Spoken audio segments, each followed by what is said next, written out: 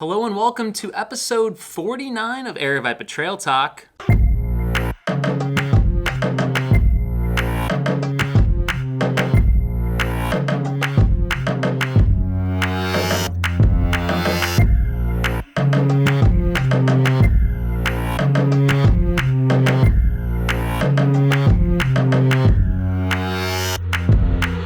Hey guys, Jamil here from Aravaipa Running, and we are going to give this another shot. We're kicking off another series of Aravaipa Trail Talk episodes. This is a show that we started, I think, 3 or 4 years ago and had quite a few episodes.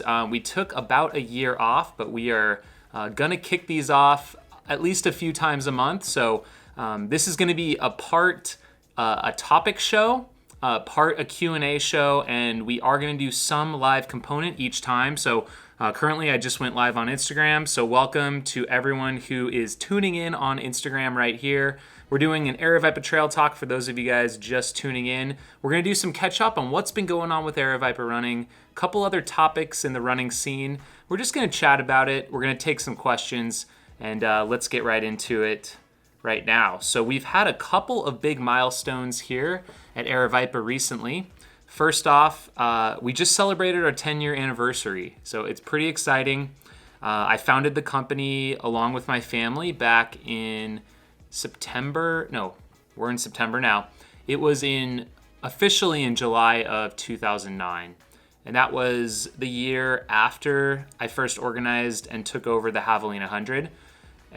But that basically launched the trajectory of where we're at today. And it's pretty cool to look back on where we've come. We've come quite a long way. We're just a tiny, small family business, basically a one-man show to begin with. And now we are an organization that has close to 30 people working for us between part-time, full-time staff based out of Phoenix, Arizona here. We put on over 30 events annually, and we just love what we do. We have a great group of passionate people, and yeah, we're excited for the next 10 years down the line. Another fun milestone that I just hit personally a couple days ago is my ultraversary, and for some reason it is a significant thing in my life. Obviously, I love trail and ultras, and for me, I kicked off my ultra running career back in 2005. In September, it was at a 12-hour night race, and I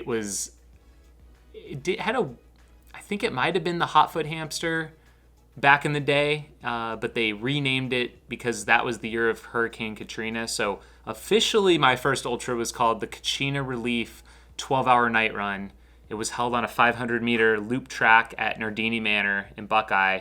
And I had run one marathon prior, and I went 55 miles. It was quite the experience. And that's kind of kicked off where I am today. So kind of fun fact is we just held a 12-hour night run there a couple weeks ago to kind of keep in line with all of that. So always fun to look back on that and just kind of see where we've come. Happy and proud to say I'm still at it. Still running ultras. I just signed up for a mystery race here in a couple weeks that I haven't told anyone about. I don't know if I'll reveal that today. I might save that for next week's show, give you guys something to look forward to, but I will be running a pretty big race here in a couple weeks, almost off the couch. It's going to be a good time. We have some other exciting things in store here at Aravaipa as part of our 10-year anniversary that I wanted to touch on. You may have noticed, but we've been working on some new branding for Aravaipa and all of our associated divisions, I guess you might say. So first off, we now have kind of an Aravaipa name because we're not only putting on running events now, we've also got some bike events. So we've repositioned that. We've got an Aravaipa logo as well as Aravaipa Running and Aravaipa Rides. We have used some geometric mountain shapes and tried to modernize our logo a bit. I think where we started with was great. It was an awesome logo that brought us through 10 years, and we've now got something new to bring us into the future. I think it's it's a fun change and kind of fits with our a more modern look for the organization. So hopefully you guys have seen that. Hopefully you dig it. It's a lot of fun, and we've had fun working on that as well. So what have we been up to? What has Aravaipa Running been doing? If you guys are loyal watchers of the Trail Talk experience, you may have been out of the loop because this show has not happened for a while. So recently this summer, we headed up to Colorado and Utah. We have a couple of out-of-state races. We're not just in Arizona. We had the Silverton Alpine Marathon move to the same weekend as the Kendall Mountain Run. So we've been putting on both of those races independent of one another. They are in the same town that the Hard Rock 100 is held in, and they were held the weekend prior to when the Hard Rock 100 was supposed to be held. Granted, as you all know, it was canceled this year, and we had to contend with a lot of those snow conditions. So we had, there was basically avalanche paths that were over the roads, that were over the trail. We had to shovel snow. It was quite the experience. I never thought getting into the race directing game, living in Arizona, that I would be buying an avalanche shovel and be scooping snow for a race. So there's always something new, I say, in directing events. You never know what you're going to come up against, but you have to be nimble, adaptable, and be willing to look for solutions. So I think we pride ourselves that here at our organization, trying to do that. And the summer snow shoveling, it happened at Tusher's also, which is our Utah race. So yeah, we were out of town for a couple of those big events. And we also brought a couple of our team members over to the UTMB this year, to Ultra Trail du Mont Blanc. It's essentially they call it the World Summit of Trail Running. I don't know how to say it in French, but it was all over the banners there. This was my 4th time going over, and it is pretty wild. It is like nothing here in America in terms of the size and scale. I think maybe you get close at a Western States with the amount of hype and the buildup, but it is on another level. There's literally 10,000 people running trail and ultra events over the course of the week, and the setting is hard to beat. It is a spectacular area. For me personally, I've run now the UTMB, the TDS, the CCC, all these acronyms, and this year the OCC. And each one is a different distance, and it connects different towns in different ways around the mountain. So I think when I first went over there and ran UTMB, because it was not like American Ultras at all, here we have relatively small field sizes. So there's anywhere from maybe 100 to some of the biggest races are maybe 300 or 400 people, and that's it. You're out there by yourself a lot, and it's quite a remote wilderness experience. Over at UTMB, some of these big races around the world, it's not that at all. There's hundreds, thousands of people, sometimes filing into the single track, and you literally have to queue in a line sometimes just to get through. It's pretty wild. And I think this year I was definitely more fed up than other years, especially every single person has poles in the 50K race I ran, and I'm trying to jockey for position, and it was definitely a bit frustrating. I'm longing for an American Ultra that is spread out and you can breathe a little bit better. So I think they can both be good. They're both kind of fun to do, but I need me a low-key race coming up next to kind of balance all the poles and the jostling. But overall, it was a good experience. It was a blast. So what else? The Nardini Series. So this was another event that we had, like I mentioned a couple minutes ago. The site of my first ultra is at Nardini Manor. This is, many of you may have seen it. If not, it's essentially an ultra running compound. So Roger Rublik, who built the track there, 500-meter dirt track around his property, It's a 100-year-old countryside mansion, and we host 3 events there annually. There's the Hotfoot Hamster in May. There is the Jackrabbit Jubilee, which is just a night run in August. And then we have a new one, the Fat Ox, this November, and that's going to be a 24-48 hour. You can see this is one of our awards from this year. But it's a coaster, and it also is a little puzzle game. So it's like a tic-tac-toe board. It's kind of cool. But there's 3 races in that series, the Nardini Series, and we'll be coming up on that one this fall. And hopefully we can grab maybe Jubilee on the show next week, and she can talk more about that. But that's kind of some of the stuff we've been up to here at Aravaipa. Wanted to transition on maybe a couple things we have coming up. So a new division or something new that we're doing here at Aravaipa is creating a lot of our own custom awards now. You guys have probably seen some of these things out there, but we made this award here, part of our Aravaipa Artworks division. So this is like a magnetized frame, and then we've got these little tokens here, kind of a fun memento. So these were the finishing awards that everyone got at the Jackrabbit Jubilee race, and there will be a third one in the series. So the first one was a maze game, just a coaster maze, and the third one in the series, you'll have to see what it is, but if you sign up for the Fat Ox, everyone will be getting one of those there. We've also been starting to do some podium awards as well, so here's a sneak preview for this weekend, which is our Mogollon Monster. So this is the first place award. It has the whole course layout here. So this is what the Mogollon Monster course looks like. Not a total accurate representation with the steps here, but this is the track of the course. So you've got your Highline Trail down below. If you guys know the Zane Grey course, that is that. And then you go up and down the rim here, and these are the cabin loops up here. And you've also got, this will be on top of it mounted, and this is the elevation profile of the race. So as you go along here, you can see that. So that came out of the Aravaipa Artworks. We've got a really awesome team here as part of our staff working on that. Aaron and Rebecca and Sydney, they put together all those right in-house here, and it's really awesome to have that customizable ability right here. Couple news stories before we get to our Q&A section of the show. I just wanted to kind of throw these out there, and I might take some questions specifically about these if you guys have heard about them.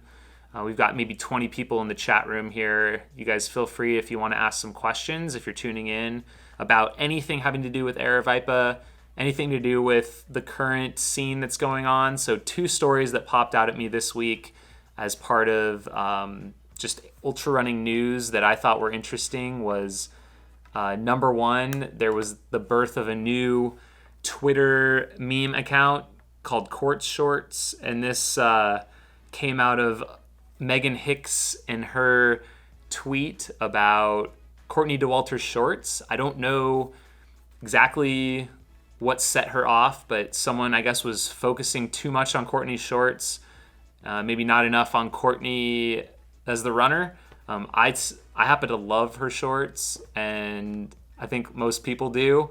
But she pointed out that people kind of obsess about her shorts. And Francois, for instance, who's another really talented Solomon athlete, he wears the same exact pair of shorts, and there's not a single comment about Francois' shorts. So not sure what that's all about, but through all of this, a new Twitter account was born. So go follow Courts_shorts.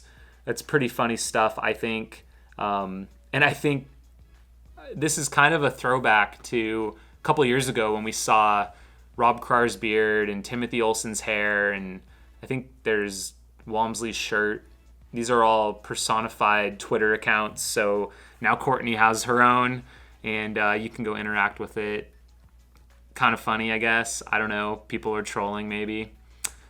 This other story is maybe a little bit, I don't know if it's more important or more serious, certainly, but this is a story coming out of USA Anti-Doping. So US Triathlon, they announced that athlete Lauren Goss accepted a sanction for an anti-doping rule violation. So for those of you not familiar with it, Lauren Goss is living in Boulder, Colorado.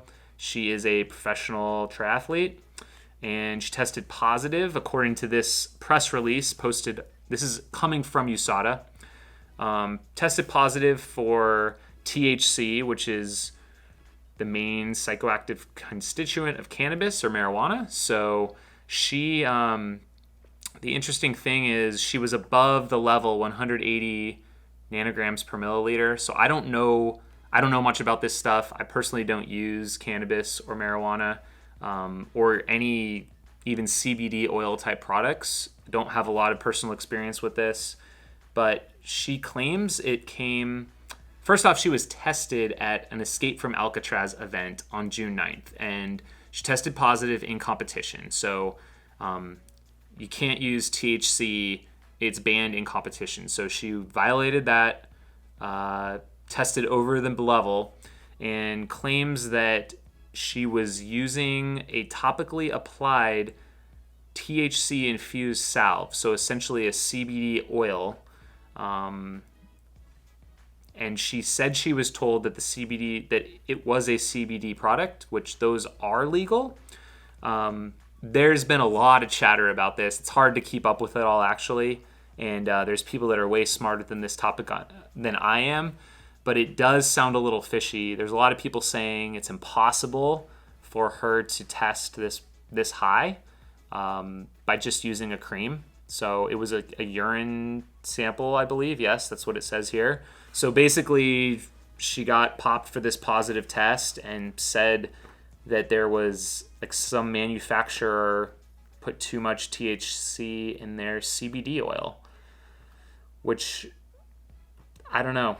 The more that I think about it and the more that I hear about this, it sounds a little fishy.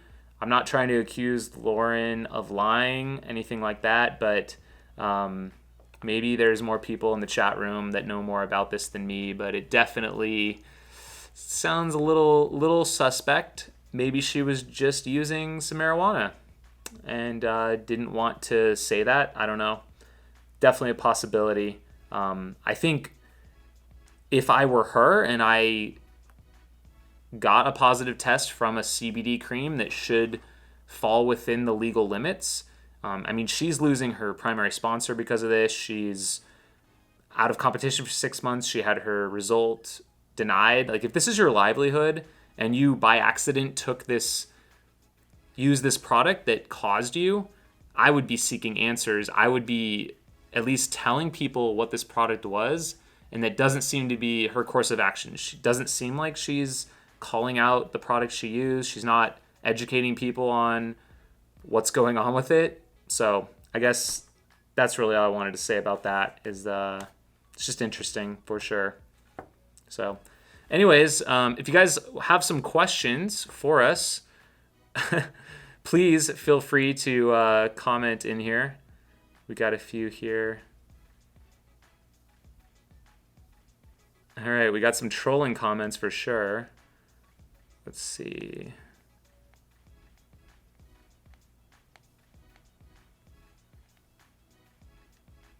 Any new videos on the horizon? What do we have on the horizon? Hopefully putting together some stuff from the Mogollon Monster and Haviland 100 from past years. We also filmed a recent project with Breaking 30. This was a Patty O'Leary. There is a speed record of Mount Tam in San Francisco in the Marin Headlands. Basically, out of Mill Valley, you run to the top of Mount Tamalpais. I'm probably not saying that correctly. But basically, they're trying to break Jim Walmsley's record on that. And we went and did a little film on that. So that should be something we're working on. Robert Brooks, you prefer Barkley or UTMB type race? I would say I prefer Barkley. It's my favorite race that's out there. I love that race. I go every year. And yeah, I like the UTMBs as well. I really like all kinds of races. I like very small races, big races, sometimes flat races, but mostly steep races, definitely. Cody Jack Schwartz. Quick question. How many miles are you running in a week year? I have not been running a lot lately. I would say right now it's 30 to, if I'm lucky, 30 to 40 miles a week. In peak training, where would I like to be? Maybe 70 to 90. Let's see if we got some more questions. Robert Brooks, giveaway. She ate all the chips at aid stations. Pinson, the good life. I think she is telling the truth. CBD products aren't regulated and THC happens naturally in the cannabis and hemp they use to make it. Okay, thank you for that perspective. I think what a lot of people are saying is the level that she tested at was quite high, and for that to be true, it would take a lot of that product. But again, I don't know which product she was using because I don't think she's mentioned it out in public. So, but yeah, I know that there are some people in the ultra community that are manufacturers of these products, and maybe we'll hear from them in the coming days or weeks about this and kind of get some more education because, yeah, currently, whether you agree with the fact that this should be a banned substance or not, that's definitely something to talk about. And maybe that's where a lot of people want to start. But for now, yeah, we got to be careful. If there's really CBD products out there that are going to make you test positive, we should be careful. People can lose sponsorships. They can be suspended from the sport. I think we can all agree we don't want that. But yeah, whether it should be on the ban list, that's another topic of conversation as well. Robert Brooks, is marijuana really performance enhancing though? Again, I'm not an expert on that, so we'll have to see. Some people are saying that it would enhance their performance. So yeah, definitely something to debate, I'm sure. I think part of the reason that it is banned is because it is still illegal in many places. I think over time that's changing, and I think it could be a different story in 5 to 10 years where if it is more accepted everywhere and the legal hurdles are taken away, then we could see it potentially be lifted in terms of the anti-doping. Let's see. Training for Ultra had a great podcast on this topic. All right, I guess we'll check that out. So yeah, if you guys have any other questions about anything to do with Aravaipa, we'd love to hear you guys on that. We'll just be on here for a couple more minutes today. But we'll be bringing some of our other guests back on the show. I think we'll try and get Jubilee back next week and talk about some other stuff. Cody Jack Schwartz, best trail or run in Cave Creek? I would say I might have a new favorite. The Maricopa Trail just east of town is getting really good. So if you run from the Bronco Trailhead down to Tonto, really legit, awesome, amazing, brand new single track over there. I also just love the north of Spur Cross, the Cave Creek Trail system going up towards Skull Mesa is amazing. Pima Pilates asks, Jam, when is Aravaipa Running going to pull a race in Tucson? I'm thinking Triple writes in.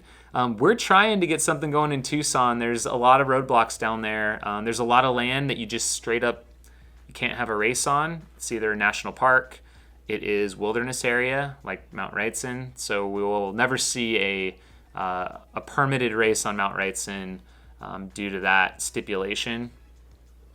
But we still are working on some stuff for you guys down there. Real Dr. J, what is the Jackass Junction theme this year?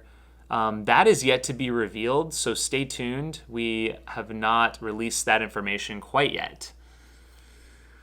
We've got, is Huss putting together a collaboration IPA again for Javelina this year? That's from BMI 32 Ultra Runner. Yes, we are bringing back the Hoppy Javelina. There's actually some more news regarding that beer that's also coming soon. I'm just teasing you guys today. We got a lot of teasers thrown out, but these are some great questions. So yes, Huss will be back with the same beer again this year. Kent Green Bean, only if Pima Pilates reveals their identity. We'll just do this. Meg loves too. Thinking of doing Black Canyon this coming year. What do you think is the chance of the full real course? I'm always going to be optimistic about the full real course. We've had 2 out of the past 3 years not be great. I don't know the long-term meteorological forecasts, but I'm going to bet on the full course this year. In addition to that, we are working very hard with the BLM to try and have an alternate point-to-point. We want to get everyone to the correct finish lines regardless, even if there is a flood. So hopefully we can convince them that this is a good idea. We might need to get a letter writing campaign. Not entirely sure. We're really hoping for it. Trevor Nye, race in Montana. If you have some ideas, send them my way. Yeah, I don't have any ideas. All right, we got yeah, we're such a tease. That's true. We're trying our best out here. Anyways, yeah, so I don't want to keep this program too long. I think we're at 26 minutes right now. We'll try and keep it under 30. But hopefully you guys got something out of this episode. I want to keep it, somewhat short. A little update on what's going on with us here at Aravaipa, and a little discussion on some of the spice out there in the ultra scene. I myself was supposed to be running the Tour de Jante right now. It's this crazy 205-mile race with 80,000 feet of climbing in the Italian Alps. Couldn't pull it off this year, but like I was teasing earlier, I will announce in next week's show, episode 50 of Trail Talk, where I'm going and when it is. It's very soon, and I'm a little nervous but really excited. I haven't felt that I've done something truly epic in quite some time. Hard Rock was canceled, pulled out of this other race. I did a Barkley Fun Run. That was definitely epic. That was all the way back in April. So I'm feeling as if I'm missing out because I'm seeing what all these people are doing all over the place, and I'm ready to do something myself. So stay tuned for that.